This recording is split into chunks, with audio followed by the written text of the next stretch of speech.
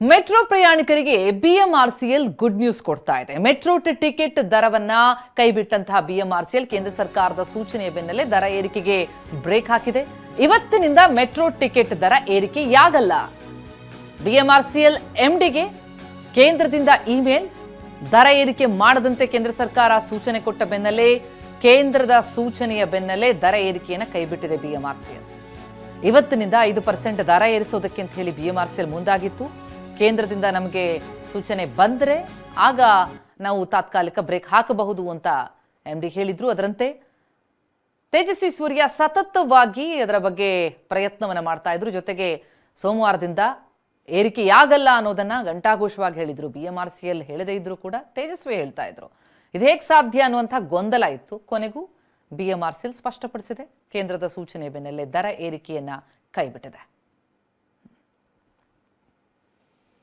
ಹೀಗಾಗಿ ಇವತ್ತಿನಿಂದ ನಮ್ಮ ಮೆಟ್ರೋ ಪ್ರಯಾಣ ದರ ಏರಿಕೆಯಾಗುತ್ತೋ ಇಲ್ವೋ ಎನ್ನುವಂತಹ ಗೊಂದಲಕ್ಕೆ ಕೊನೆಗೂ ತೆರೆ ಬಿದ್ದಂತಾಗಿದೆ. ಕೇಂದ್ರ ಸರ್ಕಾರದ ಸೂಚನೆಯಂತೆ ಬಿಎಂಆರ್ಸಿಎಲ್ ದರ ಏರಿಕೆ ಮಾಡದೇ ಇರೋದಕ್ಕೆ ನಿರ್ಧಾರ ಮಾಡಿದ್ದು ಬಿಜೆಪಿ ಮತ್ತು ಕಾಂಗ್ರೆಸ್ ನಡುವೆ ಪರಸ್ಪರ ಕೆಸರೆರಚಾಟಕ್ಕೆ ಕಾರಣ ಆಗಿದ್ದಂತಹ ಈ ದರ ದಂಗಲ್ಗೆ ಕೊನೆಗೂ ಬ್ರೇಕ್ ಬಿದ್ದಿದೆ.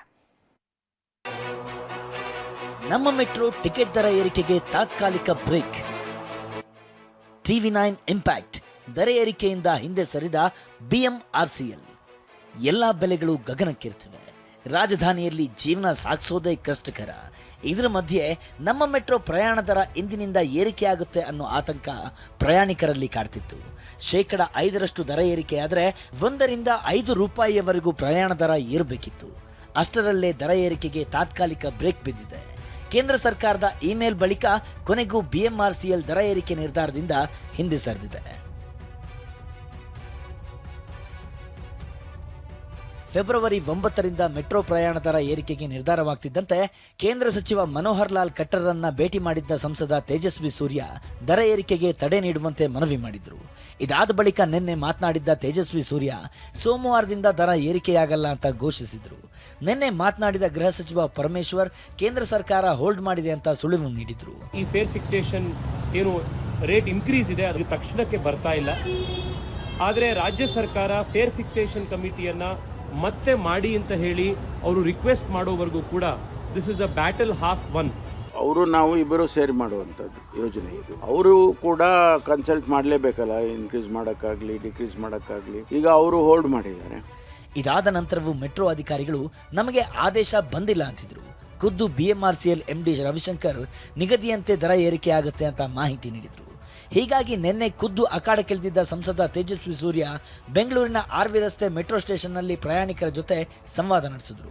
Mister CM cut the drama ಅಂತ ಬರೆದಿರುವ ಟಿ ಶರ್ಟ್ ಧರಿಸಿ ಕ್ಯಾಂಪೇನ್ ಮಾಡಿದ್ರು. ಹೋರಾಟದ ಎಚ್ಚರಿಕೆ ನೀಡಿದ ತೇಜಸ್ವಿ ಸೂರ್ಯ ರಾಜ್ಯ ಸರ್ಕಾರ ಖಾಲಿ ಟ್ರಂಕ್ ಆಗಿದೆ ಅಂತ ಗುಡುಗಿದ್ರು. ಒಂದಿನ ಏನಾದ್ರು ರಾಜ್ಯಕ್ಕೆ ಏನಾದ್ರು ದುಡ್ಡು ತಗೊಂಡು ಬಂದಿರೋದು ಯಾವ್ದಾದ್ರು ಇದ್ರೆ ಫಸ್ಟ್ ಮಾತಾಡ್ಲಿ, ಬರೀ ಖಾಲಿ ಮಾತು ಮಾಡೋದು ಬೇಡ, ಖಾಲಿ ಟ್ರಂಕ್ ವಿಚಾರ ಮಾತಾಡೋದು ಬೇಡ. ಇವತ್ತು ರಾಜ್ಯ ಸರ್ಕಾರ ದಿವಾಳಿ ಎದ್ದೋಗಿದೆ.